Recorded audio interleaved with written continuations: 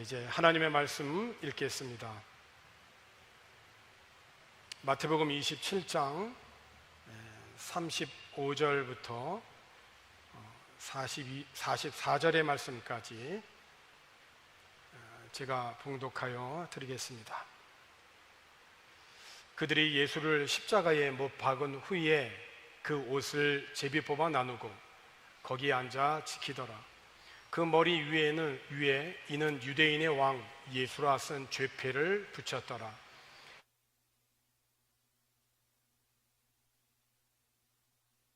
하나는 우편에 하나는 좌편에 있더라.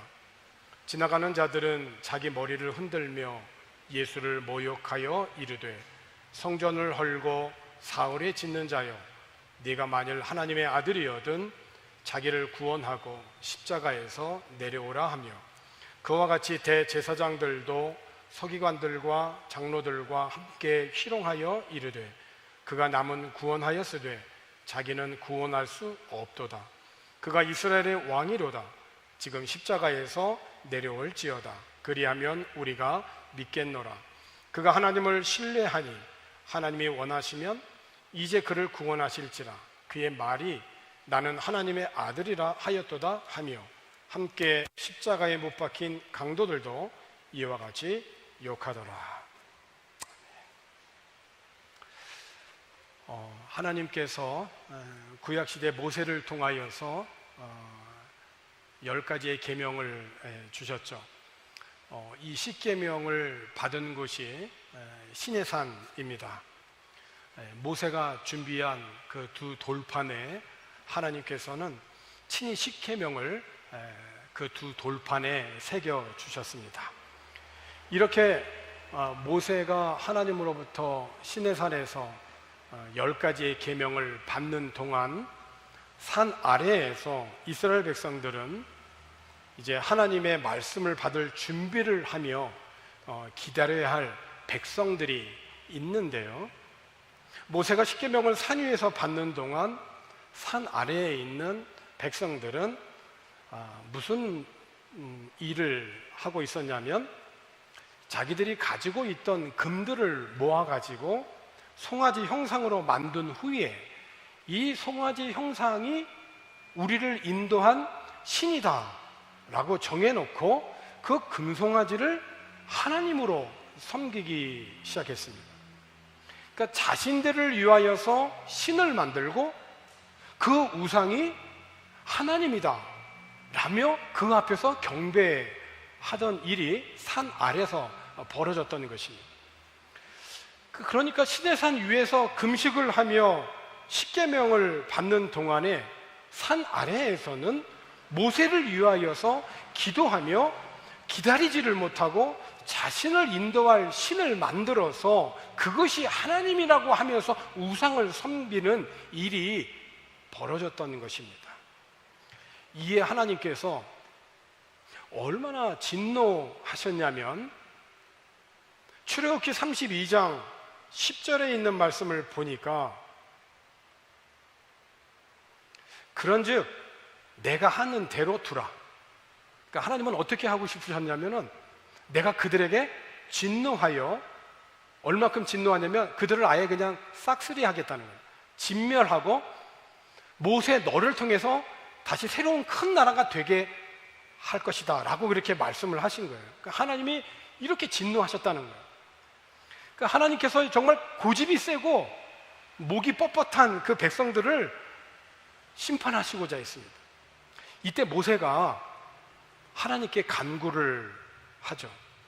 하나님, 어찌하여 하나님께서 당신의 백성에게 진노를 터뜨리려고 하십니까?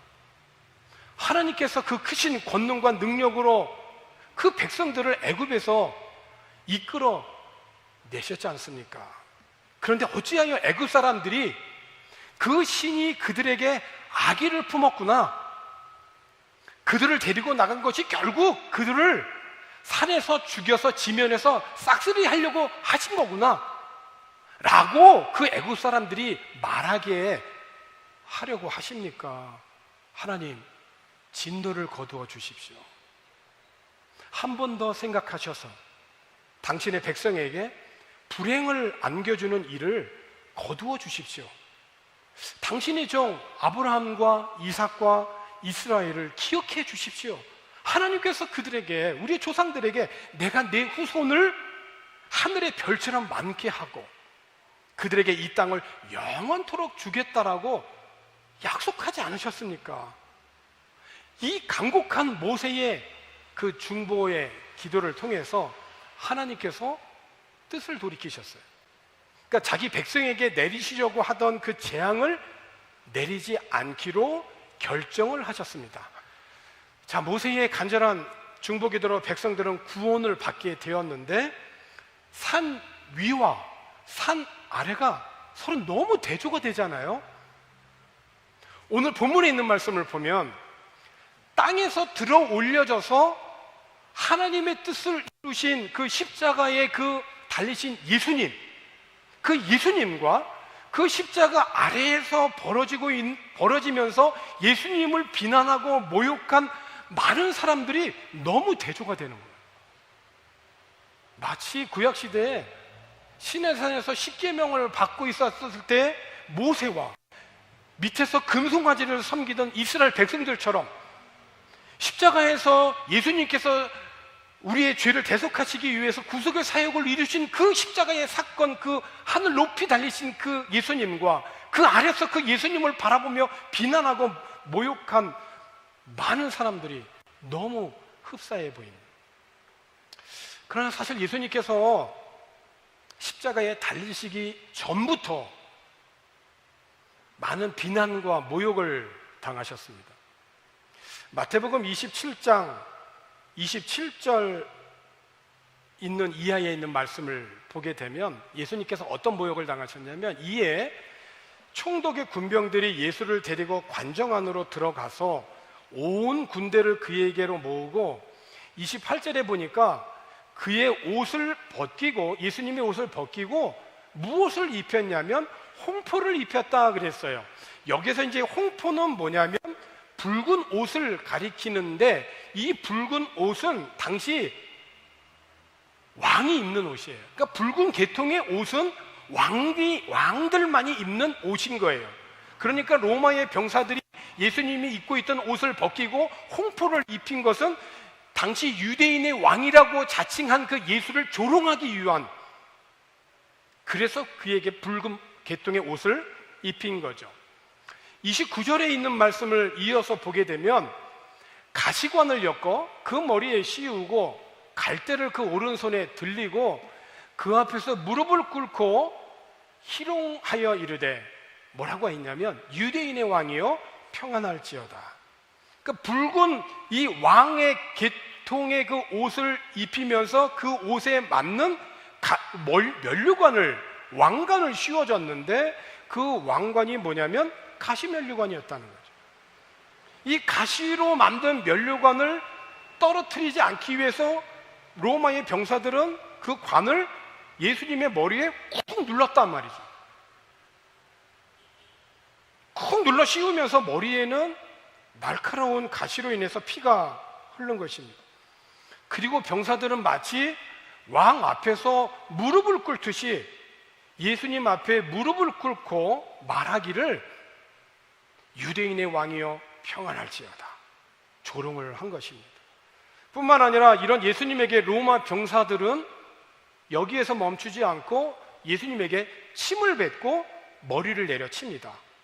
30절에 있는 말씀을 보니까 그에게 침을 뱉고 갈대를 빼앗아 그의 머리를 치더라.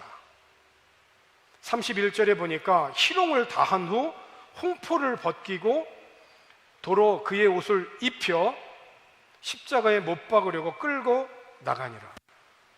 그러니까 예수님은 십자가에 달리시기 전, 또 모진 채찍을 맞기 전 이미 온갖 비난과 희롱을 당하셨던 것입니다. 그러니까 예루살렘 성 안에서 모진 모욕과 비난을 받으신 이 예수님께서 성 밖의 골고다 언덕까지 십자가를 지고 가시기에는 더 이상 육신적으로는 감당하기 어려우셨어요. 십자가를 지고 쓰러지신 그 예수님을 대신해서 시몬이란 구레네 사람이 대신 지고 가게 됩니다. 그러니까 십자가는 당시 저주받은 사람들이 지는 사형 틀입니다.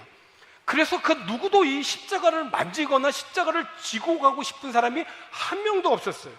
그러니까 십자가는 철저하게 하나님으로부터 버림받은 자들이 지는 것이고, 로마인들에게 있어서는 중한 범죄자에게 공개적으로 수치를 주고 사람들에게 모욕을 남기기 위해서 공개적으로 세워서 달아 처형하는 데 사용한 사형 틀이었기 때문에 그 누구도 십자가를 지려고 하는 사람이 없었던 것입니다. 그런데 시몬이라는 자가 지나가다가 원치는 않았지만 로마 병사에 의해서 억지로 그 십자가를 지게 된 것이죠. 그는 예수님의 십자가를 할 수만 있으면 피하고 싶었을 것입니다.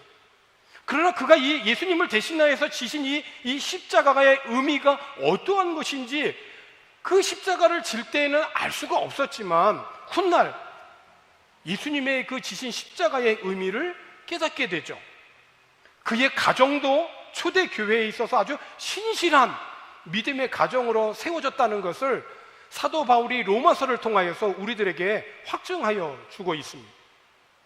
그러니까 구약시대에 사람이 죄를 지면 그 죄를 사하는 방법 중에 하나가 뭐냐면 그 재물을 가지고 오면 그 회막 안에서 그 재물에 인간의 모든 죄를 다 씌웁니다. 그 죄를 모두 다 씌워가지고 그 죄를 담당하고 있는 이 재물된 이 짐승이 이 회막 밖으로 쫓겨나가게 돼요. 버려지게 되는 거죠. 그러면 인간의 모든 죄를 지고 있는 이 재물은 성 밖으로 이제 나가면서 언덕에까지 가다가 언덕에 떨어져서 죽든지 아니면 광야에서 사나운 짐승에 의해서 잡혀 먹든지 그렇게 죽음으로 인하여서 인간의 죄를 대속하게 되었던 것이에요. 그러니까 성 밖으로 버림을 받아서 그 재물이 점점 인간의 시야에서 사라지게 될 때 우리들의 죄도 저렇게 점점 사라진다라고 그렇게 여겨졌던 것입니다. 그러니까 예수님은 이와 같이 성 안에서 온갖 조롱과 멸시 그리고 모욕을 당하신 후에 성 밖의 골고다 언덕에 내쫓겨 버림을 받게 되어진 거죠. 그리고 예수님은 이전의 모욕보다 더 심한 그런 비난과 모욕을 십자가 위에서 그대로 받게 됩니다. 예수님이 십자가에 달리실 때 어떤 모욕을 받으셨습니까? 오늘 본문에 있는 그런 말씀이죠. 오늘 본문 39절에 있는 말씀에 보니까 이렇게 되어 있습니다. 지나가는 자들은 자기 머리를 흔들며 예수를 모욕하여 뭐라고 모욕을 합니까? 40절에 보니까 이르되 성전을 헐고 사흘에 짓는 자여 내가 만일 하나님의 아들이어든 자기를 구원하고 십자가에서 내려오라. 그러니까 성전을 헐고 사흘에 짓는 자라고 하는 진짜 의미는 뭐냐면 이 눈에 보이는 건축물로서의 성전을 의미하는 것이 아니죠. 이 성전의 의미는 예수님의 몸을 가리키는 것이에요. 그러니까 성전을 헐고 사흘 만에 다시 짓는다라고 하는 의미는 예수님의 죽음과 부활을 의미하는 것이죠. 성전된 예수님의 몸을 가리키는 것이에요. 예수님이 죽으셨지만 사흘 만에 다시 부활할 것이라고 하는 예수님의 말씀인 거죠. 이 말씀의 진정한 의미를 깨닫지 못한 사람들은 예수님이 하셨던 이 말씀을 갖고 오히려 예수님을 비난하고 조롱을 했다는 것입니다. 이 조롱에 비난을 더하여 내가 만일 하나님의 아들이어든 자기를 구원하고 지금 십자가에서 내려오라고 합니다. 누가 이런 조롱을 합니까? 41절에 있는 말씀을 보게 되면 그와 같이 대제사장들도 서기관들과 장로들과 함께 희롱하여 이르되 누구보다도 먼저 믿고 누구보다도 잘 믿어야 할 사람들이 오히려 예수님을 십자가에 못 박는 일에 앞장섰던 것입니다. 그리고 이렇게 희롱에 비난을 더하죠. 42절에 있는 말씀을 보면 그가 남은 구원하였으되 자기는 구원할 수 없도다. 그가 이스라엘의 왕이로다. 그렇다면 지금 십자가에서 내려올지라. 그리하면 우리가 뭐라고 합니까? 믿겠노라. 이 뒤에 있는 우리가 믿겠노라고 하는 말만 빼면은 정말 믿음이 있어 보이지 않습니까? 사람들은 예수님을 비난합니다. 그거 다른 사람은 그렇게 구원하더니, 병도 고쳐주고 심지어 죽은 사람도 살려주고 경제적인 문제도 해결해주고 삶의 그 공고하면서 다 구원시켜주더니 정작 자기는 구원하지 못하는구만.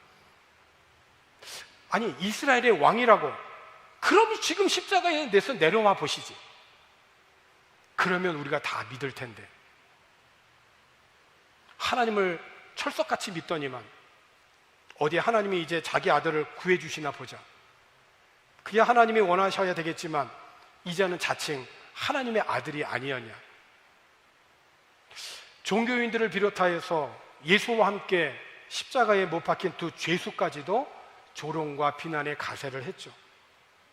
그런데 예수님이 십자가에 못 박히고 3시간이 지난 후에, 그러니까 예수님이 십자가에 오전 9시에 못 박히지 않았습니까?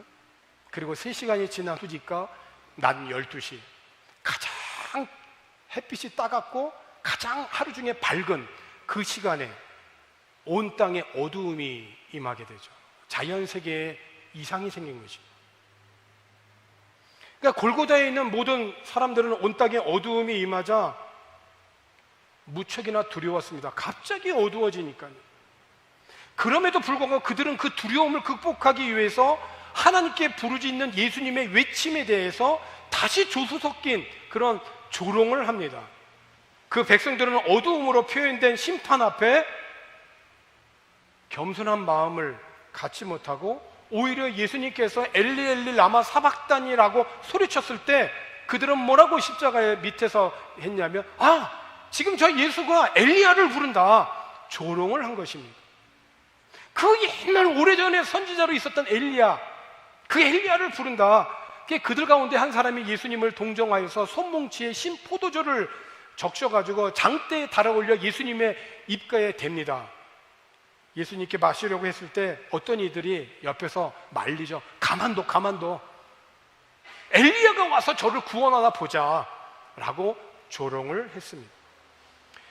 이 모든 것이 십자가를 통한 하나님의 계시적인 사건임에도 불구하고 그들의 마음이 완전히 지금 닫혀져 있는 상태였기 때문에 이 사건에 대해서 조금도 하나님을 생각하지 못하고 하나님이 보내신 예수를 비난했던 것입니다.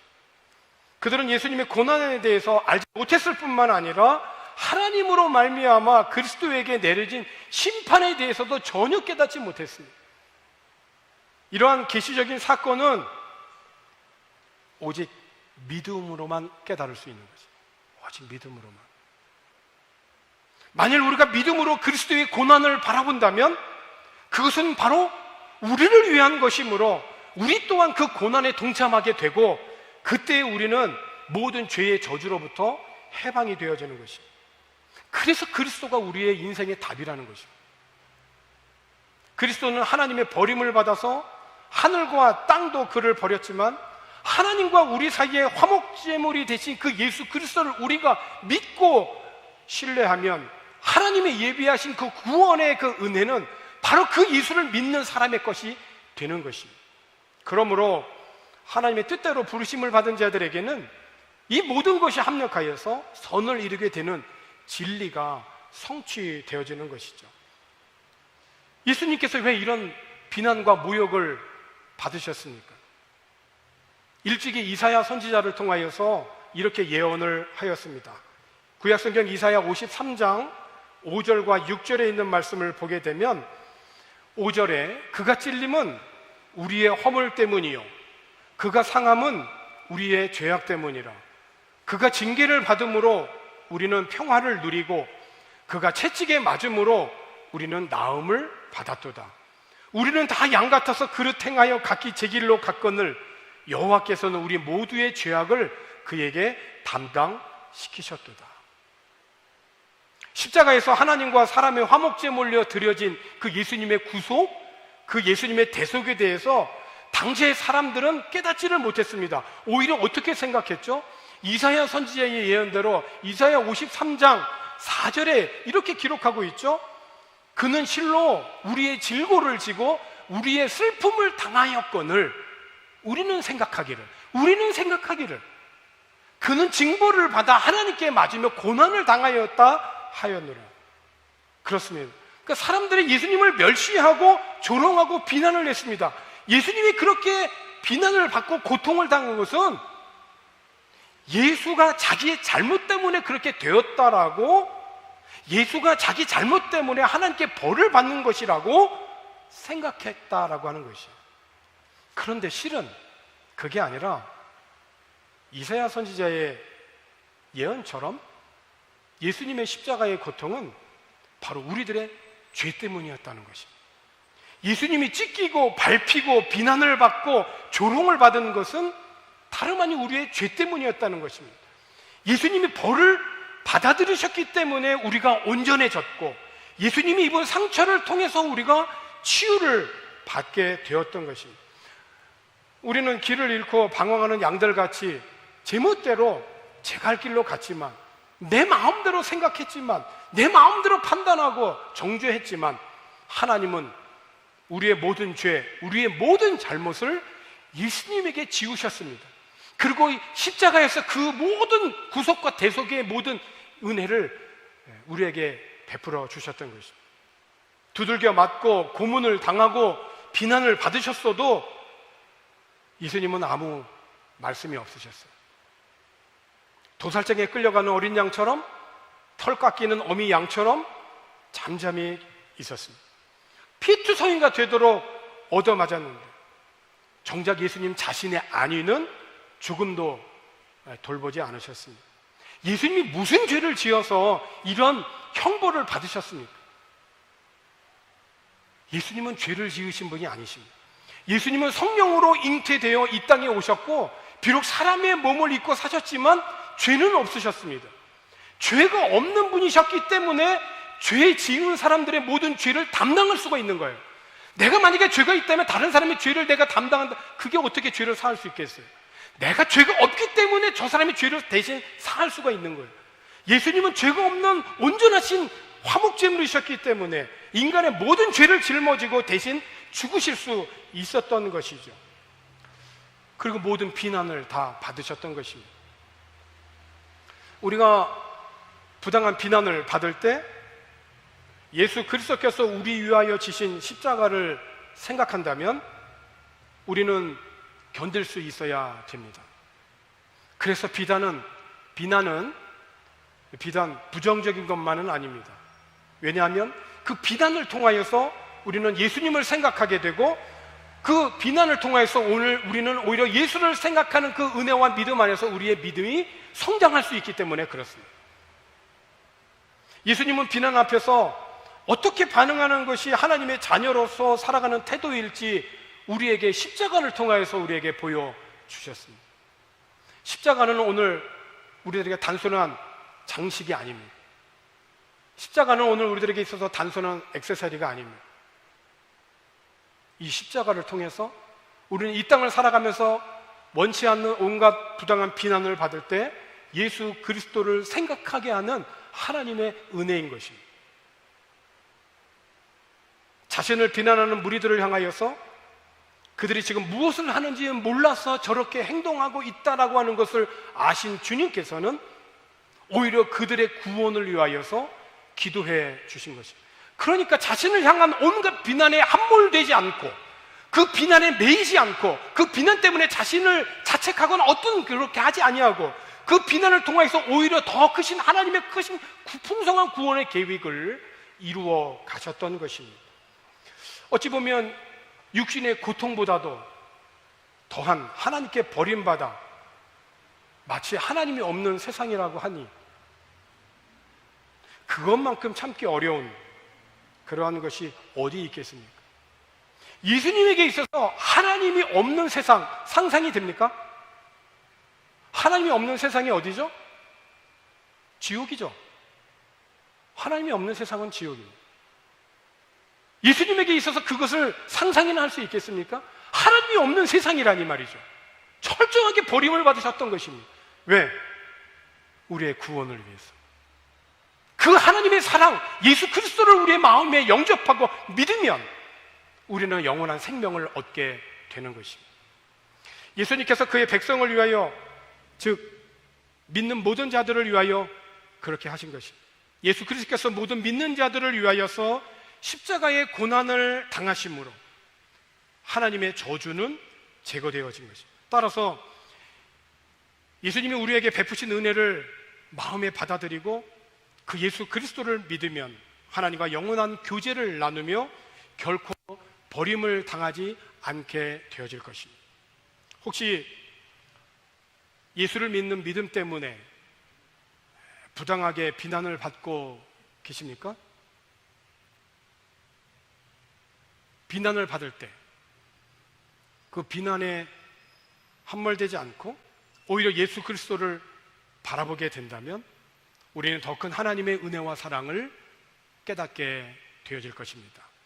비난 앞에 오히려 비난한 사람의 영혼을 위하여서 기도한 예수님처럼 오늘과 내일을 살아가는 우리들이 우리가 받아야 할 온갖 비난을 받고 구원을 이루신 주님을 생각하며 그 은혜에 감격하고 또 감사하며 믿음으로 주님을 바라보며 승리할 수 있는 성도들이 되어지기를 주님의 이름으로 축원합니다. 기도하겠습니다. 우리의 구원을 위하여서 모진 모욕과 조롱과 비난을 온몸에 받으신 주님, 철저하게 버림받아 십자가의 고통을 이루시며 그러나 그 비난과 고통은 잠시 후에 사망과 죽음을 이기시고 부활하신 승리로, 그리고 우리들에게 하나님의 거룩한 성령으로 우리의 삶에 적용할 수 있는 은혜를 허락하여 주셨습니다. 예수님의 비난을 통하여 오늘 우리들이 구원에 이르고 영생을 얻으며 하나님의 성령으로 살아갈 수 있는 힘과 능력과 지혜와 믿음을 얻게 되어서 주님 감사합니다. 이 귀한 구원의 은혜를 일평생 잊지 아니하고 하나님이 우리들에게 베푸신 은혜와 사랑을 기억하며 삶의 모든 영역에서 하나님을 경외하며 살아가는, 그래서 예비하신 하나님의 은혜와 풍성한 사랑을 누리고 베풀며 나누며 살아갈 수 있는 하나님의 복된 자녀들이 되도록 우리 주님 인도하여 주시옵소서. 감사를 드리고 예수님의 이름으로 기도하옵나이다. 아멘.